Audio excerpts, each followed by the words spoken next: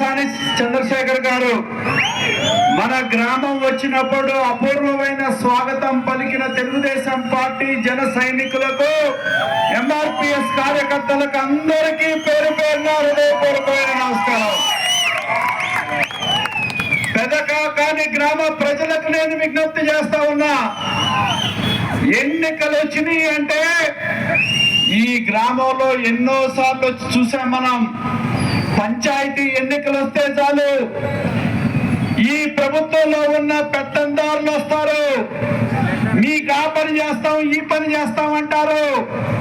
వాళ్ళ దగ్గర దోచుకున్న డబ్బు ఉంది, ఆ డబ్బును పంచి పదవులు కొనుక్కుంటారు. నేను అడిగేది ఒకటే, ప్రజలు ఇచ్చిన అధికారం మీకోసమా వాళ్ళ కోసమా అని చెప్పి నేను అడుగుతా ఉన్నా. ప్రజల కోసం పనిచేయాలా, దోపిడీ చేసుకోవడానికా? ఇక్కడ ప్రజల కోసం కాదు, వాళ్ళు సంపాదించుకోవడానికి జగన్మోహన్ రెడ్డి ప్రభుత్వంలో ఇసుక డబ్బులో, మద్యం డబ్బులో, ఆ డబ్బులో, ఈ డబ్బులో దోపిడీ కోసమే ఉన్నారు అనేది ఒక్కసారి గుర్తు చేస్తా ఉన్నా. ఒక్కసారి ఆలోచన చేయండి. ఈ దిక్కున మన శివయ్య ఉన్నాడు, ఆ వెనకాల యేసుక్రీస్తున్నాడు, ఈ పక్క ఎవరున్నారు? దర్గా ఉన్నారు, దర్గా బాజీబాబా దర్గా. శివయ్య గుడిలో నాన్ వెజ్ వండుతారు, శివయ్య గుడిలో ఉద్యోగాలు అమ్ముతారు, శివయ్య గుడిలో భక్తి లేని వాళ్ళు దోపిడీ చేస్తారు. అలాగే బాజీబాబా దర్గాలో మనలాంటి భక్తులు వేసిన డబ్బుల్ని లెక్క వేయడానికి వెళ్ళి జేబుల్లో పెట్టుకొని వచ్చే మహానుభావులు ఉన్నారు మన గ్రామాల్లో. అవునా కాదా? నేను అడుగుతా ఉన్నా, మీ అధికారం ఈ గ్రామంలో గ్రామ పంచాయతీలో 2 కోట్ల రూపాయలు దోపిడీ జరిగింది. శివాలయంలో దోపిడీ చేస్తారు, దర్గాలో దోపిడీ చేస్తారు, పంచాయతీలో దోపిడీ చేస్తారు.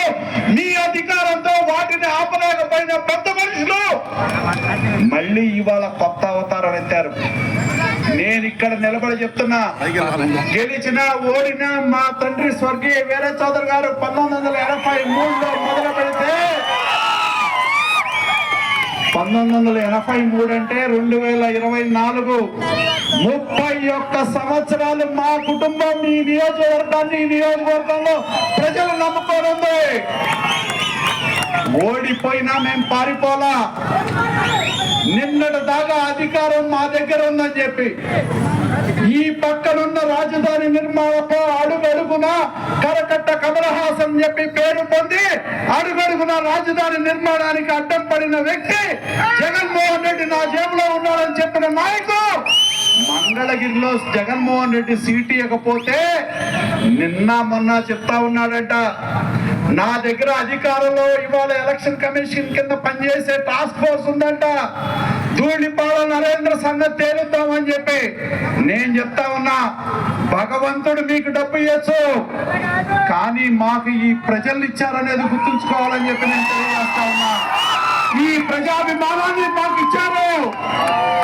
నేను మొన్న పన్నుల్లో ఛార్జ్ షీట్ పెట్టా, 1 కాదు 2 కాదు. మొన్న మీ మాటలు నమ్మి ఎమ్మెల్యేగా గెలిపిస్తే 2540 కోట్ల రూపాయల ప్రజా సంపద దోపిడీ చేస్తే ఈ నియోజకవర్గంలో 2,20,000 ఓట్లుంటే ఒక్కొక్కరి దగ్గర నుంచి ఎంత లాక్కున్నారో తెలుసా? 1,25,000 రూపాయలు మన డబ్బులు దోపిడీ చేశారు.